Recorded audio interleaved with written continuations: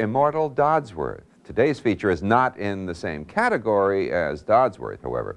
A part of the problem was pressure from the distributor, United Artists, not to offend either the English or the Irish.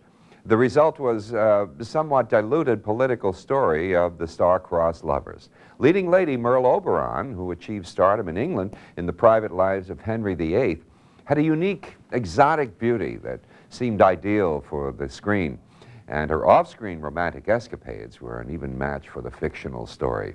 She had broken her engagement to British producer Alexander Corder and in need of an escort, she welcomed David Niven's availability, to the annoyance of Brian Aherne, of course, who also had a yen for the lady. Enjoy them all this time out in Beloved Enemy.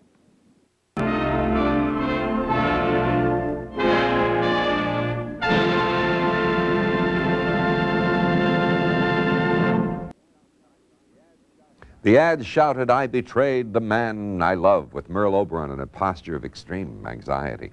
It was called The Informer in Evening Clothes, Beloved Enemy. It couldn't really hope to match John Ford's masterpiece. It was unfair to expect that it would, or even that it should.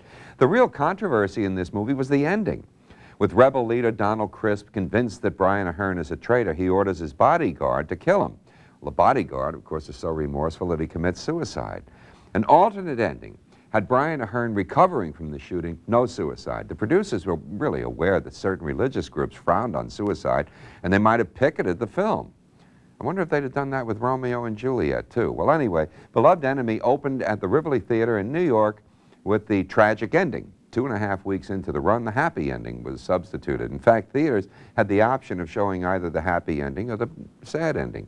In Detroit, Brian Aherne lived, but Cowan committed suicide anyway. In Philadelphia, the film broke a 5-year house record at the Adelaide Theater. The customer's always right, I guess. Now, let's take a look at